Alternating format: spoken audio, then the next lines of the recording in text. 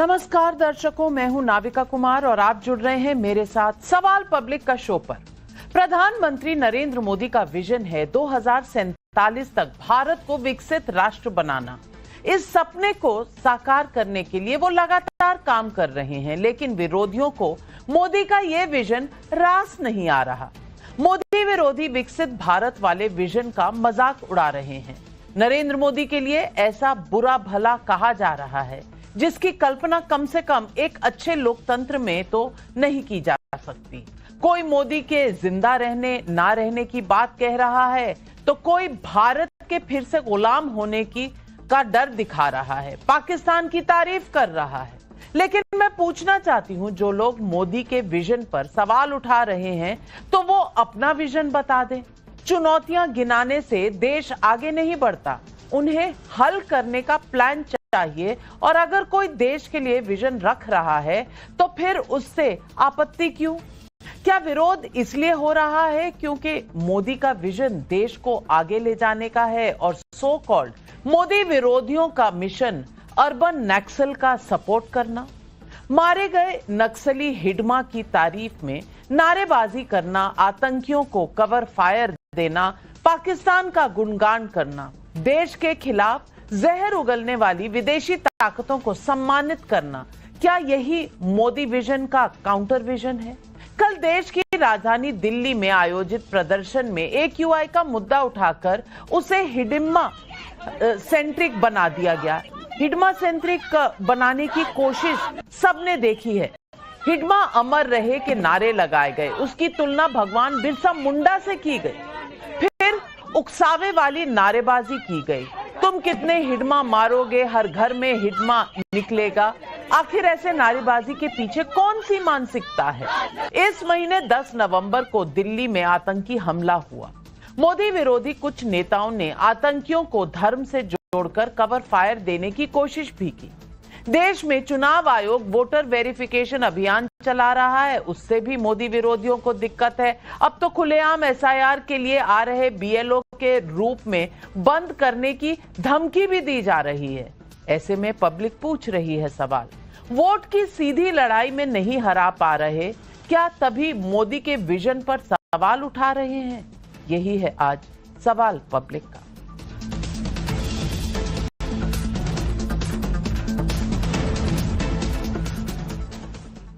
Akhilesh Yadav Samajwadi party के मुखिया हैं। उस समाजवादी पार्टी के जिसके पीछे राम मनोहर लोहिया की विचारधारा है और आज भी देश में विकास का एक लोहिया विजन भी है।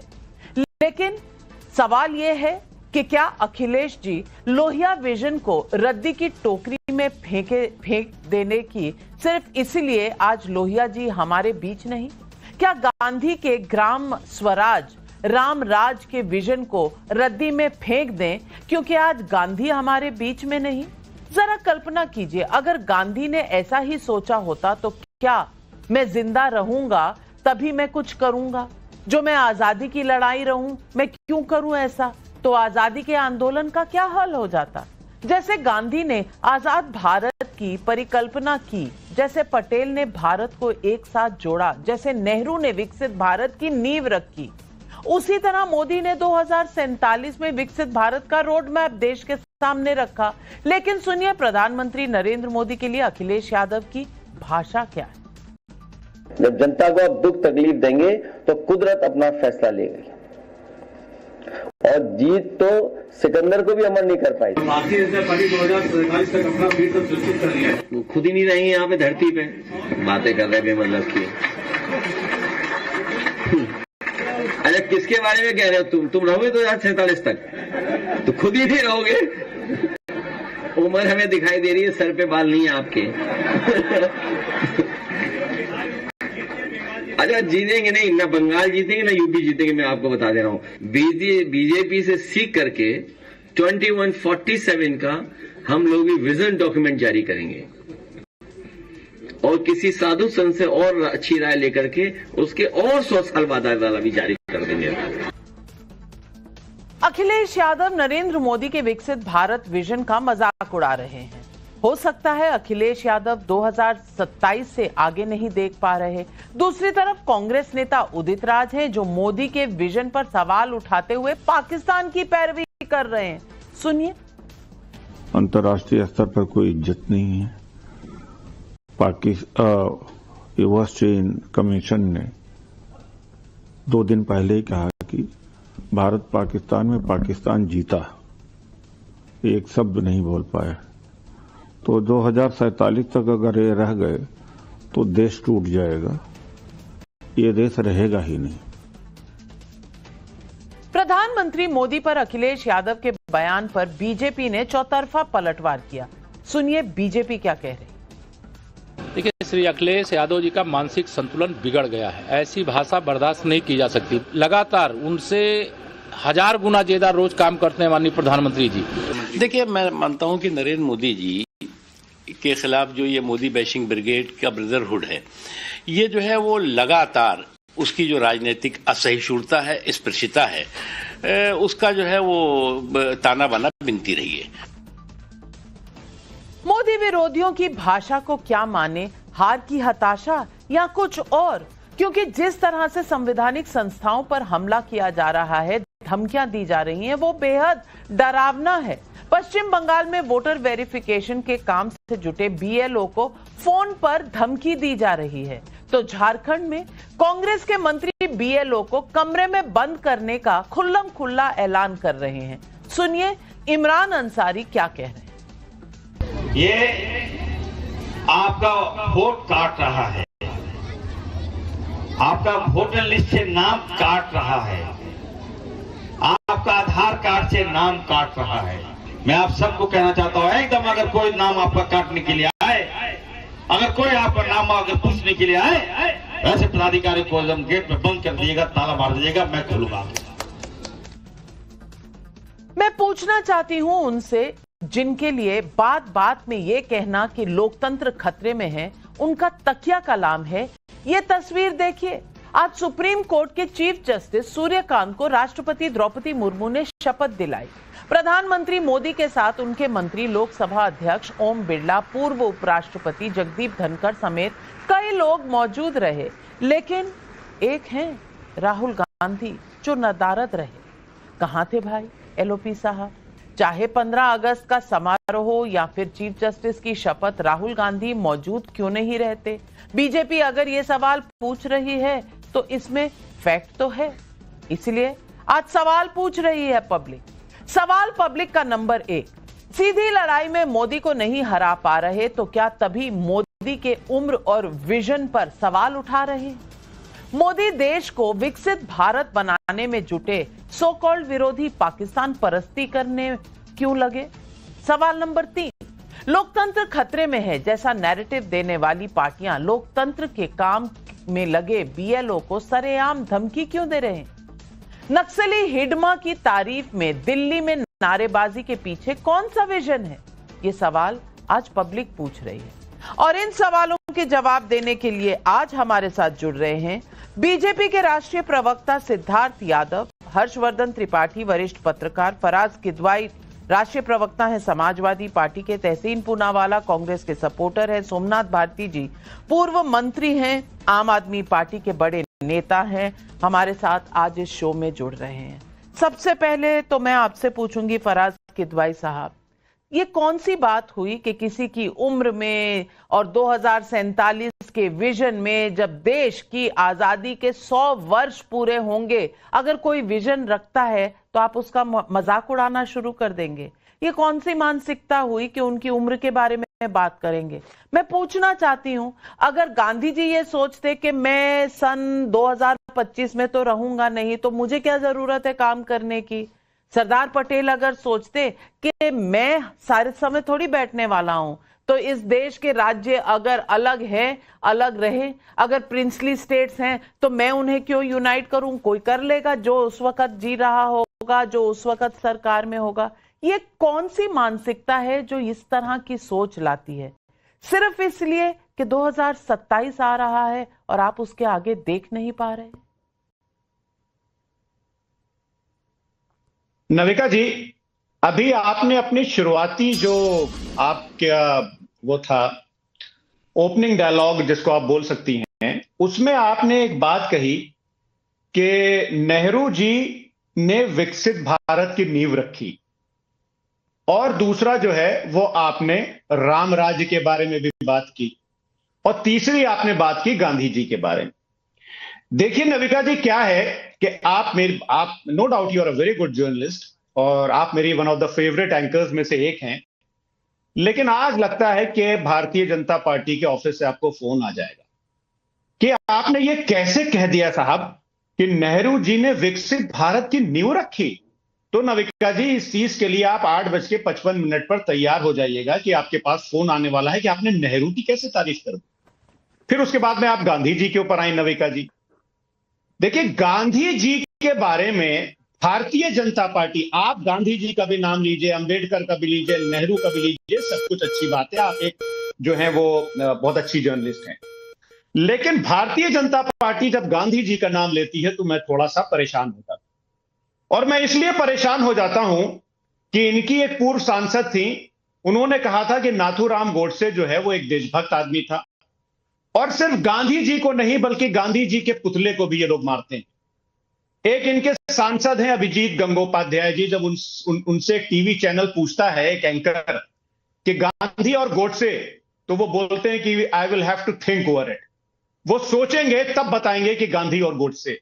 तो गांधी की बात भारतीय जनता पार्टी के लिए आपसे हाथ जोड़ करके विनती है मत करिए, क्योंकि गांधी जी के 4 पिलर क्या थे नविका जी, ये पूरे देश को पता है। एक नॉन वायलेंस, दूसरा हिंदू मुस्लिम यूनिटी, तीसरा स्वदेशी, और चौथा अबॉलिशन ऑफ अनटचेबिलिटी।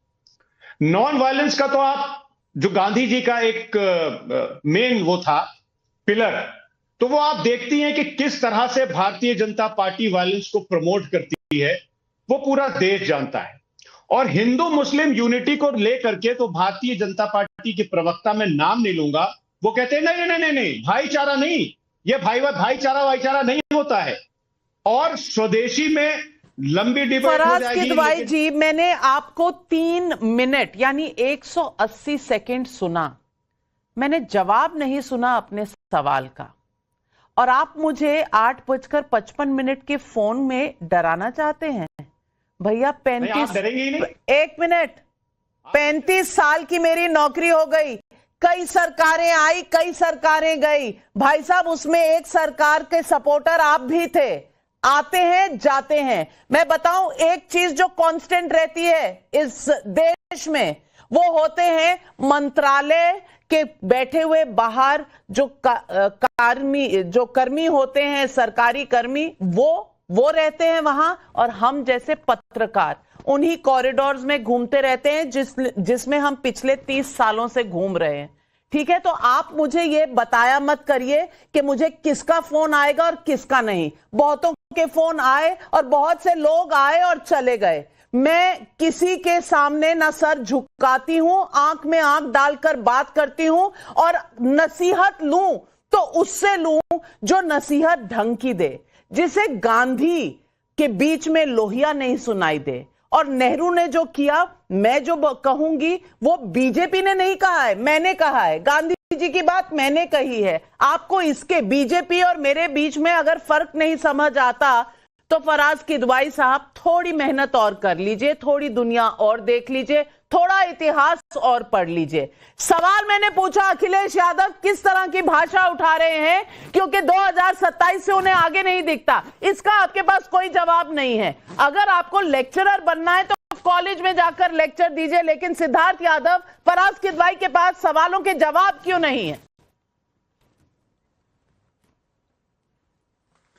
देखिए नाविका जी, इतना लंबा ज्ञान समाजवादी पार्टी के प्रवक्ता ने दिया, और ज्ञान को सुनते सुनते लग रहा था कि मुद्दे की बात भी वो करेंगे, पर जिन लोगों का वैचारिक दिवालियापन हो चुका हो, आइडियोलॉजिकल बैंक्रप्सी जिन पार्टी और दलों की हो चुकी हो, उनके नेता और प्रवक्ताओं से ज्यादा उम्मीद नहीं करी जा सकती। जिस प्रकार की बयानबाजी अखिलेश जी और ये पूरा विपक्ष कर रहे हैं, मुझे लगता है कि इससे ज्यादा शर्मनाक है कि 21वीं सदी के भारत के लिए क्या हो सकता है। आप फर्क देखिए माइंडसेट का कितना ज्यादा है। यहां एक तरफ एक नेता, एक पार्टी ये कह रही है कि हमको भारत को 2047 में विकसित बनाना है, भारत को लेकर के आगे जाना है, भारत को बढ़ाना है, भारत का डंका पूरी दुनिया में बजवाना है, और दूसरी ओर बैठे हुए लोग उसका मजाक बनाएंगे। वो बैठे हुए लोग आपको हताशा में भेजेंगे। वो बैठे हुए लोग कहेंगे अरे भारत के बस की नहीं है, भारत ये नहीं कर पाएगा। क्यों? किसकी सुपारी ले रखी है आपने? आप देश के नागरिक हैं नहीं है, देश के प्रतिनिधि हैं कि नहीं है, देश में रहते हैं कि नहीं रहते।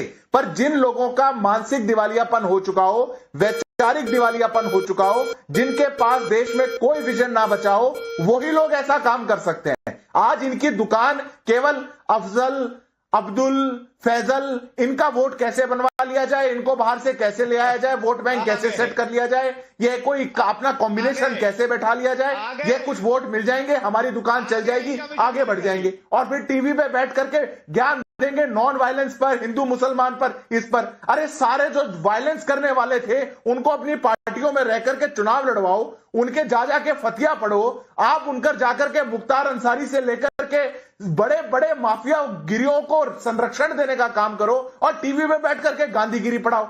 ये अगर देश की स्थिति होगी तो मुझे नहीं लगता कि इससे ज्यादा दुखद कुछ होगा नाविका जी। और इन लोगों की स्थिति इतनी गड़बड़ हो चुकी है अब, क्योंकि जिन लोगों को जनता नकार दे, जिनके पास अपना विजन कोई ना बचा हो, वो ही केवल इस स्तर की निचली बात कर सकते हैं। सवाल मैं तहसीन पूनावाला से पूछना चाहती हूँ। तहसीन पूनावाला जी, आपको आपकी पॉलिटिकल और आइडियोलॉजिकल डिफरेंसेस हैं, ये देश जानता है, इसीलिए एक पार्टी सत्ता में है, एक विपक्ष में है, और विपक्ष और सत्ता पक्ष के अलग अलग ख्यालात होते हैं, इसमें कोई दिक्कत नहीं है। पर यह कहना कि 2037 में क्यों दिखाएंगे ये क्या बैठे रहेंगे, ये चले जाएंगे, भगवान डिसीजन ले लेगा, एक बात। दूसरी बात, पोस्टर बॉयज कौन बनते जा रहे हैं आपके? कभी आपके यासीन मलिक पोस्टर बॉय होते हैं, कभी आपके बुरहान वानी पोस्टर बॉय होते हैं, अब हिडमा, ये आपके पोस्टर बॉयज हैं। ये क्या मानसिकता है? मैं पूछना चाहती हूं, आपको पाकिस्तान अच्छा लगने लग गया उदित राज जी को? भारत में अब उनको कुछ नहीं लगता। आप समझ पा रहे हैं कि भारत का, आप अगर कह रहे हैं कि इस देश में कुछ नहीं होना, तो 140 करोड़ की आबादी वाले देश के हर नागरिक को आप कह रहे हैं कि आपके बस की कुछ है नहीं, क्योंकि इस देश में सिर्फ सरकारें और विरोधी दल नहीं रहते, इस देश में 140 करोड़ की जनता रहती है, मेहनत वो भी करती है। आपकी मेहनत आपस में एक दूसरे से सत्ता लेने की होती है, हमारी मेहनत जो होती है वो दिन में रात में इसलिए होती है कि देश में हम लोग कुछ कंट्रीब्यूट कर सकें, क्योंकि पॉलिटिशियंस को इसके लिए कोई समय बचा नहीं है एक दूसरे को कोसने के अलावा। तहसीन पूनावाला, ये किस रास्ते हम जा रहे हैं? थैंक यू नाविका जी, आपके साथ शो में शिरकत करने का मौका मिला। फिर से नवंबर दिसंबर का समय आ गया है। मैं इसलिए इस वक्त दिल्ली में आपके साथ स्टूडियो में नहीं हूँ, अपने शहर पुणे में हूँ, क्योंकि दिल्ली का AQI एक डेंजर लेवल पे है। आप नाविका जी एक बहुत बहादुर पत्रकार है और बहुत बहादुर इंसान है, और आपके पास कोई आपको दिल्ली में रहना पड़ता है। मेरे पास अपॉर्चुनिटी है, इसलिए मैं दिल्ली के बाहर हूँ। 10 साल से मैं आपके शो पे आ रहा हूँ नाविका जी। एक मीटिंग प्रधानमंत्री जी ने चेयर की है AQI के खिलाफ, उसके खिलाफ एक प्रोटेस्ट होता है, सिविल सोसाइटी प्रोटेस्ट करती है, उसमें कोई बेवकूफ गधा इंसान हिडमा की तारीफ कर रहा है। आप वो पूरा दोष विपक्ष पे डाल दें। कौन है वो लड़की जो तारीफ करी थी? आप जानते हो आपके कितने व्यूज उस लड़की का? शमा मोहब्बत का ट्वीट पढ़ लीजिए। नाविका जी प्लीज, मैं अपनी बात रख दूं। नाविका जी प्लीज, मैं अपनी बात रख दूं। मैं पढ़ा उसकी, प्लीज मैं अपनी बात रख दूं। कोई व्यक्ति कोई ट्वीट कुछ कहता है, कुछ शाउट करता है, उसके लिए सारा विपक्ष जिम्मेदार है। आप जिसका नाम मोहतरमा का नाम लेनी, कोई कौन इनके जो मंत्री कहते हैं, जो एग्जांपल मैं डाइवर्ट नहीं करना पड़ता, गिरिराज सिंह जी ने जो क्या सोने जानी के बारे में, उसके लिए मोदी जी जिम्मेदार है। आप किसी मोहतरमा का नाम लीजिए। बात है कि प्रोटेस्ट चल रहा है, उसमें किसी ने कुछ कहा, आप एक्शन लीजिए। सवाल क्या पोल्यूशन का प्रॉब्लम है या नहीं? आपने टेररिज्म का प्रॉब्लम की, मैं उदय राज पे आता हूँ और अपनी बात समाप्त करता हूँ। आदरणीय प्रधानमंत्री 10 साल से आपके शो पे आता, 2016 में किए कि नोटबंदी के बाद टेररिज्म नहीं होगा, दिल्ली में ब्लास्ट हुए। हम सवाल पूछे तो पाकिस्तान परस्त हो गए। उदित राज की मैं कभी भी तारीफ नहीं करता, आप जानते हो, और आपने मुझसे ये बात आपने और मैंने की है। लेकिन उदित राज का सवाल क्या था? उसने कहा कि पाकिस्तान का प्रोपेगेंडा अगर फैला रहा है तो हम उसको काउंटर क्यों नहीं कर रहे? उसका एक सवाल था। क्या ये सवाल हम नहीं पूछे? मैं नहीं कह रहा हूं पाकिस्तान ऑपरेशन से दूर जीता, मैं कह रहा हूं उसका सवाल क्या जायज नहीं था। हम जो भी सवाल पूछे हम गलत है, नहीं सिर्फ सरकार नहीं, आप सही सवाल, आप तो अच्छे सवाल पूछ रहे हैं। वो आप सुन लिए ना अंसारी साहब को झारखंड में क्या कह रहे हैं कि अगर कोई बीएलओ आए तो उसे पकड़कर कमरे में बंद कर देना और मुझे फोन कर देना, उसकी पिटाई कर देना, कोई कह रहा उसको जला देना, ये सब बहुत अच्छी बातें हैं, ये तो सत्य वचन है। और मैं हर्षवर्धन त्रिपाठी जी आपसे पूछना चाहती हूं, क्या ये सवाल नहीं है?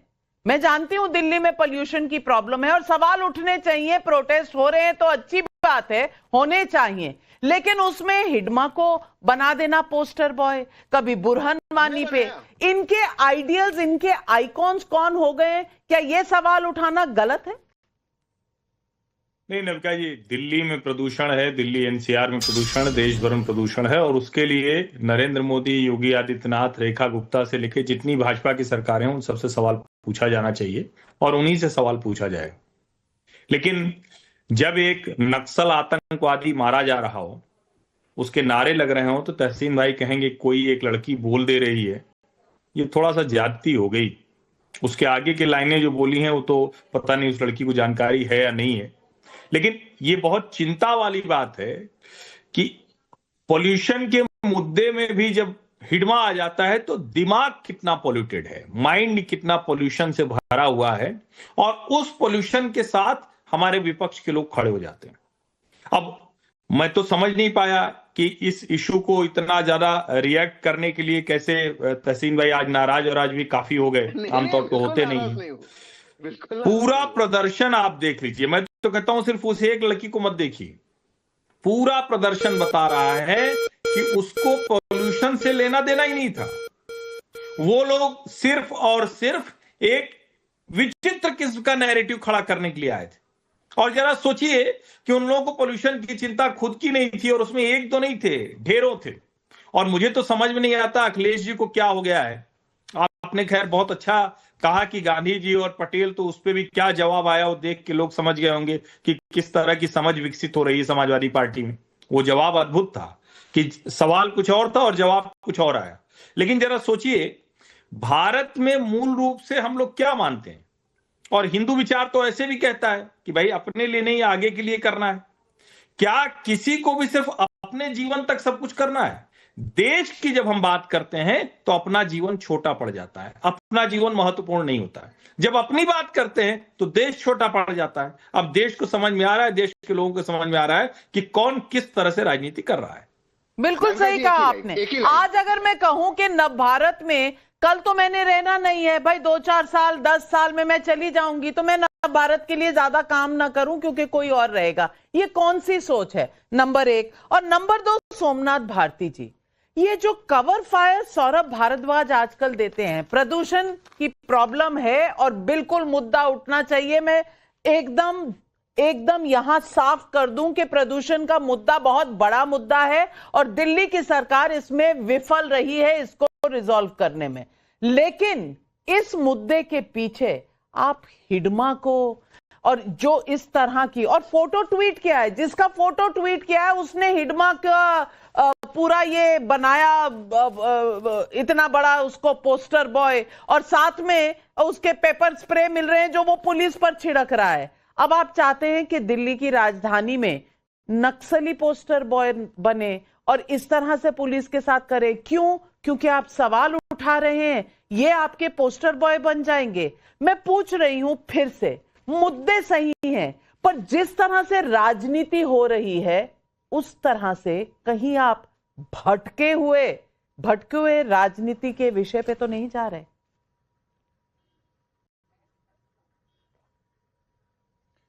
नाविका जी, बहुत बहुत धन्यवाद आपको। आखिरकार आपने मेरी शुद्ध ली। देखिए, मैं तो ये कहूंगा, सबसे पहले मैं कह दूं कि आम आदमी पार्टी सिरे से नकारती है ये माओइस्ट, हिडमा, टेररिज्म, जितने भी प्रकार से देश को हानि पहुंचाने वाले, चाहे सोच में हो चाहे एक्शन में हो, कोई भी हो, उनको उठा करके बंद करिए और ट्रायल करिए और उनको भेजिए जेल में परमानेंटली। नंबर 1। नंबर 2, जो अखिलेश जी ने कहा कि जी, जो आप पूछ रहे थे, जो अखिलेश जी को कोट कर रहे थे, अखिलेश जी भूल गए इस बात को कि माननीय मोदी जी बायोलॉजिकल नहीं है। वो शायद बायोलॉजिकल मान करके उनकी उम्र की तरफ इशारा कर रहे थे, लेकिन माननीय मोदी जी ने खुद कहा है ये बात कि वो बायोलॉजिकल नहीं है। अभी बिहार में शपथ ग्रहण समारोह हुआ, वहां भी कह दिया किसी ने कि माननीय मोदी जी अवतारी पुरुष हैं। अभी पिछले शो में था, वहां कह दीजिए कि माननीय मोदी जी किसी उच्च शक्ति से उनको भेजा गया है। तो मैं ये जानना चाहता हूं कि जब इतने बड़े महापुरुष, इतने बड़े दिव्य पुरुष हमारे बीच में हो, तो सारे समस्याओं का समाधान तो ऐसे हो जाएगा। और हम जैसे तुच्छ लोग, छोटी पार्टी क्या हिम्मत करेगा सवाल पूछने का? तो महापुरुषों से सवाल पूछने की औकात नहीं है हमारी। अखिलेश जी को मैं कह दूं कि आप भी समझ लें, ये बायोलॉजिकल की तरफ मत इशारा करें, वो नॉन बायोलॉजिकल है। दूसरी बात देखिए, मुद्दा क्या था? पोल्यूशन का। जो पिछला बार पोल्यूशन के ऊपर इन लोगों ने वहां पे प्रोटेस्ट किया था, किस प्रकार से मार मार के भगाया था, आपने देखा था। उसी मॉर्निंग में, अगर आपको याद होगा, सुप्रीम कोर्ट के बार एसोसिएशन ने वहां पे मैराथन कराया था, उसको होने दिया, प्रोटेस्ट को नहीं होने दिया पुलिस ने। और मैं तो ये याद करके बड़ा हंसता हूं कि केजरीवाल जी को पानी पी पी करके जो चैनल और एंकर गाली देते थे पोल्यूशन के नाम पे, आजकल वो कहां हैं? कोई शो नहीं AQI पर, कोई शो नहीं कि लोग मरे जा रहे हैं, कोई शो नहीं कि ये जो जिस प्रकार से बच्चे और बुजुर्ग अस्पतालों के लाइनों में बढ़े जा रहे हैं, कोई शो नहीं, उसके ऊपर कोई अकाउंटेबिलिटी नहीं।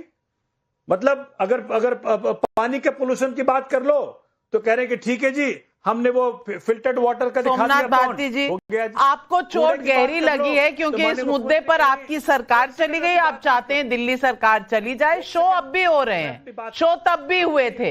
ये तो जनता जब चाहेगी, जिसको चाहेगी रखेगी, जिसको चाहेगी निकालेगी। सवाल आपका सही है, लेकिन आपका निशाना जो जर्नलिस्ट पर पड़ता है ना, वो निशाना गलत है। इसका सवाल का जवाब सिद्धार्थ यादव जी आप दें।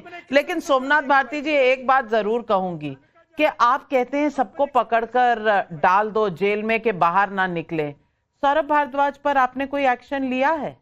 जो सपोर्ट कर रहे थे उसी ट्वीट में जिसे हमने दिखाया, कोई लिया है? अरे कोई सपोर्ट नहीं कर रहा। मैं चैनल के माध्यम से कहना चाहता हूं, सौरभ भारद्वाज या कोई व्यक्ति हमारी पार्टी का कोई सपोर्ट नहीं कर रहा। शायद आपकी हिंदी भाषा हमारी हिंदी भाषा से अलग है। सिद्धार्थ यादव जी जवाब दीजिए। सेकंड, जो जेएनयू में टुकड़े गैंग पे आपने राजनीति करी थी, क्या उसका ट्रायल? नाविका जी, अभी रुक जाइए। सोमनाथ जी, हो गया आपका दिल्ली में भी समय हो गया पूरा, और अभी टीवी पे भी हो गया समय पूरा। अब दूसरे को सुनने की हिम्मत रखिए। नाविका जी, अभी सोमनाथ भारती जी बड़ी हाँक रहे थे, और एक आदत बन चुकी विपक्ष की, ना जाने कैसे पर केवल प्रधानमंत्री जी के लिए व्यक्तिगत टिप्पणी, व्यक्तिगत ओछी बातें, व्यक्तिगत खराब बातें ये बोलें और कुछ ना करें।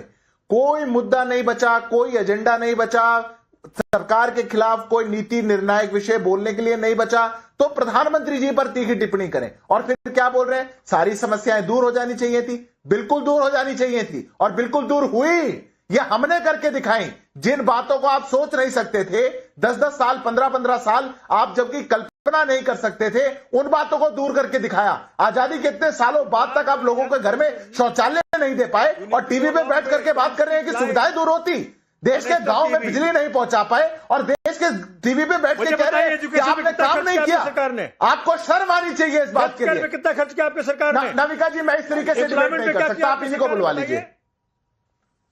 150 ट्रिलियन का आपने। अरे आप सीनियर व्यक्ति हैं, कुछ समझदारी दिखाइए, या फिर आप भी टीआरपी के लिए और रीलबाजी के लिए टीवी पे बैठ रहे हैं। मंत्री भी रह चुके, कौन सा शौक है जो नहीं उतर रहा? टीवी पे बैठ करके बोला आपने, अब सुनने की बारी है तो सुनिए। क्या करा आपने पोल्यूशन पे? क्या करा आपने? बातें बड़ी आप नाविका जी से रीलबाजी करवा लीजिए, यही बोल लेंगे। 2047 तक करेंगे, तब तक वेट करते रहे हम। सवाल 2047 का है तो नॉन बायोलॉजिकल। पॉल्यूशन पर आपको गुस्सा आ रहा है। खैर, जनता पूछ रही है सवाल। अश्विनी अवस्थी गोंडा यूपी से पूछ रहे हैं, नरेंद्र मोदी के विजन पर सवाल उठाने वाले नेताओं से पूछना चाहता हूं कि क्या देश के लिए उनके पास कोई रोड मैप या विजन है, या फिर विरोध के नाम पर विरोध हो रहा है। दिवाकर बंसल इंदौर एमपी से पूछ रहे हैं, बिहार में मोदी विरोधियों की करारी हार के बाद अखिलेश यादव 2027 से आगे देख ही नहीं पा रहे हैं, तभी मोदी के विजन पर तंज कस रहे हैं क्या? जवाब दीजिए फराज किदवाई, जनता के सवाल है।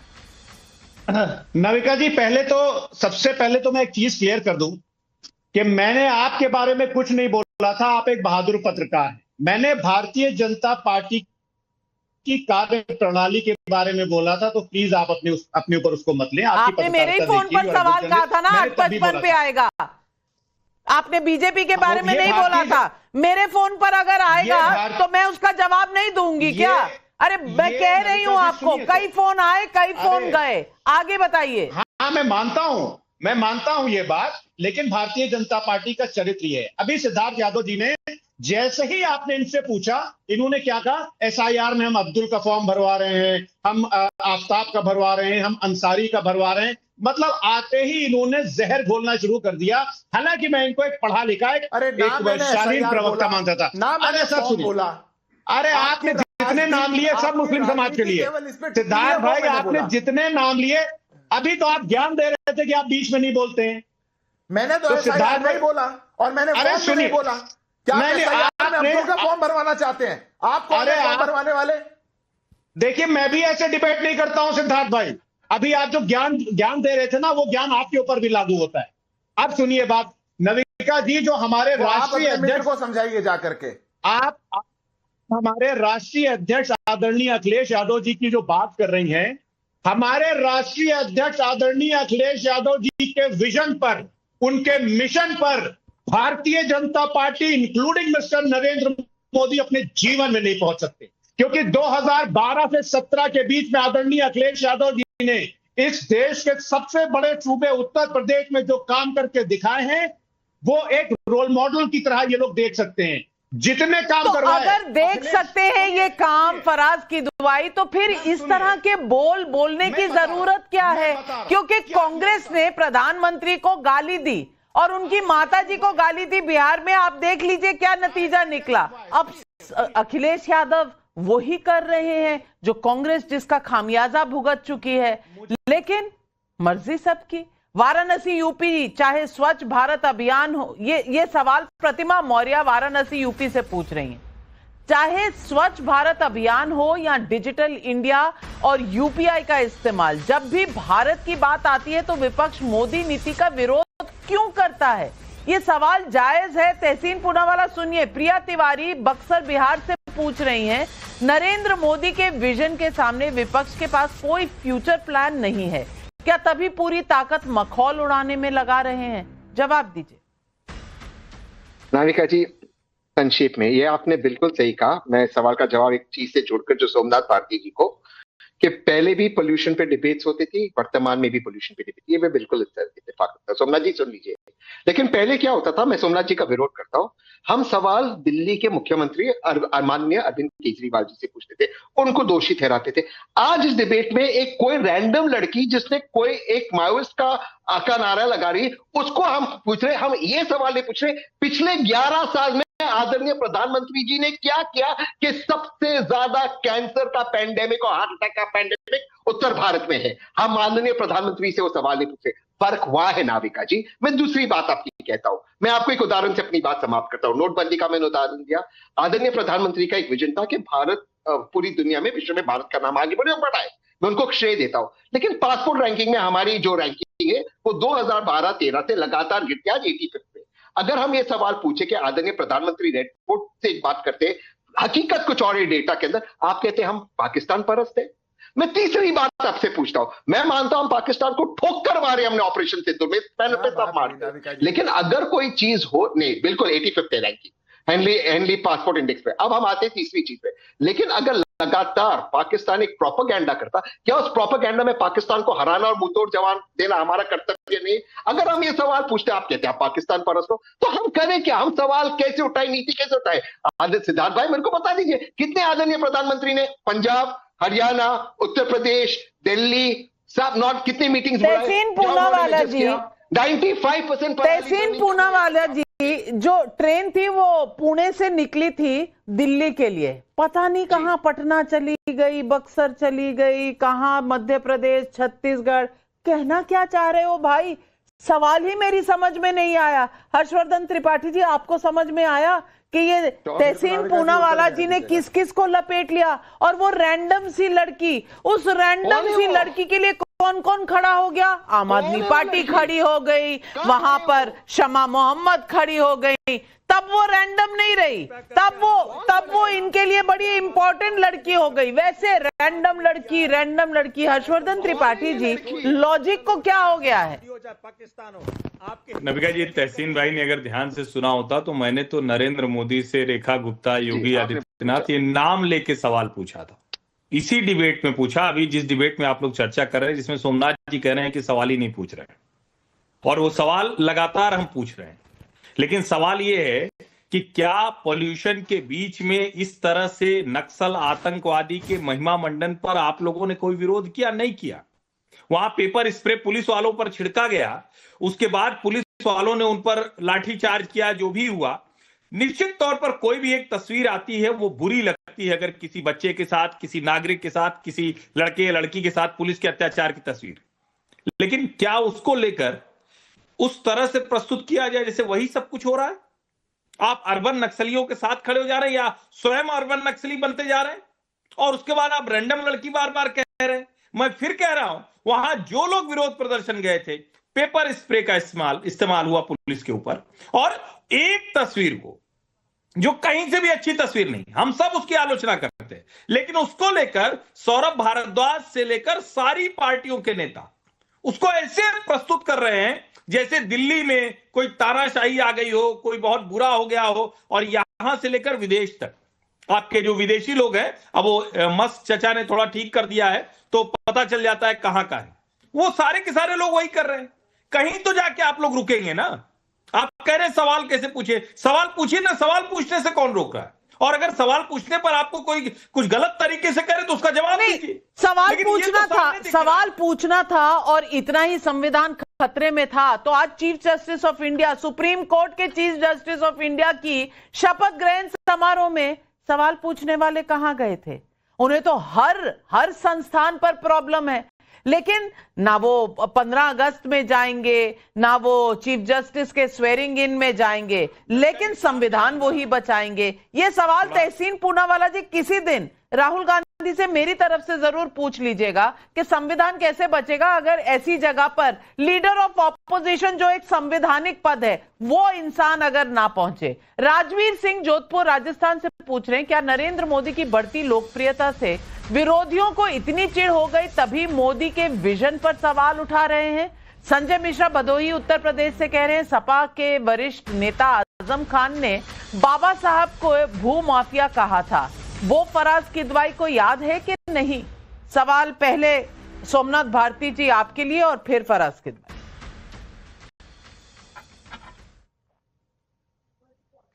माननीय नाविका जी, पहली बात तो आपने कहा आम आदमी पार्टी ने समर्थन किया। Please don't do this. Aam Aadmi Party has categorically condemned this and I demand they need to be picked up, prosecuted and sent to jail for good.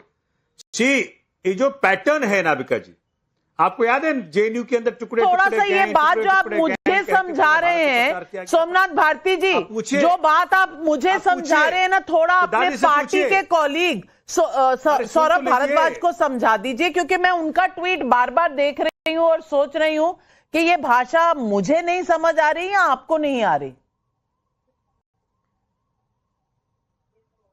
देखिए, मैंने जो कहना था कह दिया। सुनिए, जेएनयू के अंदर टुकड़े टुकड़े गैंग कह के जिसने राजनीति की, वो वाला केस कहां पहुंचा है? सिद्धार्थ भाई, आप तो लॉयर हैं, वो केस ट्रायल कहां पहुंचा है? कब कन्विक्शन होगा उस केस में? नंबर 2, आपने याद किया, देखा होगा कि वो माननीय प्रधानमंत्री जी की माता जी को गाली दी गई कांग्रेस के स्टेज से, उसी पे पूरा इलेक्शन लड़ा गया। मतलब मेन मुद्दा प्रदूषण है। आज हर्षवर्धन जी ने भी ट्वीट किया था, मैंने उसको लाइक भी किया है, और सबको तकलीफ है, सबके पास घर में बच्चे हैं, बुजुर्ग माता पिता हैं, मरने को तैयार हैं, लेकिन भाजपा के खिलाफ बोलेंगे नहीं। इतनी भाजपा भक्ति, इतना समर्पण भाजपा को, मतलब लंग आपका खराब हो जाए। सोमनाथ भारती जी, आपको मैं चश्मा भेजूंगी, उस पे थोड़ा सा टाइम्स नाउ नव भारत का एक स्टिकर लगा दूंगी। आप उस चश्मे से टेलीविजन देखिएगा, आपको दिखेगा कि हम ये मुद्दा रोज उठा रहे हैं। सोमनाथ भारती जी, मुझे लगता नहीं आपका चश्मा काम कर रहा है, पर सिद्धार्थ यादव, सवाल इंपॉर्टेंट है, लेकिन सोमनाथ भारती जी को ये टीवी पे नजर नहीं आता, तो मैं उनको बताना चाहती हूं, पर जवाब दीजिए सोमनाथ भारती जी के सवालों का। नाविका जी, मैं पहले तो आग्रह करूंगा, सोमनाथ जी बहुत वरिष्ठ हैं, अभद्रता ना करें और मेरी बात को सुनने की हिम्मत रखें। आप अगर उनको चश्मा दे तो वो चश्मा भी जरूर दीजिएगा जिसमें 6 माह पुराना भी दिखता हो, क्योंकि जिस प्रकार से वो बातें कर रहे हैं, वो बात तो ऐसे कर रहे हैं जैसे उनने तो कभी दिल्ली में सत्ता ही नहीं करी हो और ये पोल्यूशन आज से शुरू हुआ हो। पोल्यूशन बहुत बड़ी समस्या है, स्ट्रेटेजिक समस्या है। पोल्यूशन को हटाने के लिए हमारी सरकार प्रतिबद्ध है, कटिबद्ध है, और हमारी सरकार उसको हटा करके देगी। दिल्ली से ये जो एक सबसे बड़ा एक पैंडेमिक छोड़ के गई है आम आदमी पार्टी, 10 साल के अंदर उसको हम ही हटाएंगे। पर मैं दूसरी बात कहना चाहता हूं, इन लोगों का एजेंडा देखिए और मुझे बस केवल 30 सेकंड दीजिएगा। हिडमा के खिलाफ तो, हिडमा के साथ तो हम कोई नहीं है, मैं तो पूरी आम आदमी पार्टी की टाइमलाइन देख रहा हूं, किसी ने भी नहीं बोला। अरे एक नामजद टेररिस्ट, उसके लिए दिल्ली के इंडिया गेट में आकर के नारे लगाए जाएं, पोल्यूशन का झूठा बहाना बना करके उसको देश का शहीद बताया जाए। नहीं, देश की सेना, माफ कीजिए सिद्धार्थ यादव, पोल्यूशन का बहाना झूठा नहीं है। पोल्यूशन वाकई में एक बहुत बड़ा मुद्दा है, उसे झूठा बहाना मत कहिए, हम सब त्रस्त हैं उससे, झूठा बहाना नहीं है। पोल्यूशन समस्या है, पोल्यूशन समस्या है, पर क्या हिडमा के लिए नारे लगाना, पोल्यूशन का पोस्टर लेकर के, ये ठीक है? मैं ये पूछ रहा हूं आपसे। बिल्कुल, दोनों अलग चीजें हैं, दोनों अलग चीजें हैं, और क्यों विरोधी इसे साथ जोड़ रहे हैं, ये सवाल आज हमने जनता से पूछा। विरोधी मोदी को सीधी लड़ाई में नहीं हरा पा रहे, इसलिए विजन 2047 पर तंज कस रहे हैं। 30,000 लोगों ने जवाब दिए, हां कहने वाले 84%, नहीं कहने वाले 13%, कह नहीं सकते 3%। 84% लोग मानते हैं कि बस अपना विजन है नहीं, नरेंद्र मोदी के विजन पर यूं ही मजाक बनाना, क्या यही विरोधियों का विजन है? ये सवाल आज जनता पूछ रही है। तमाम पैनलिस्ट को धन्यवाद करते। For more of such videos do like, share and subscribe to ET Now Swadesh।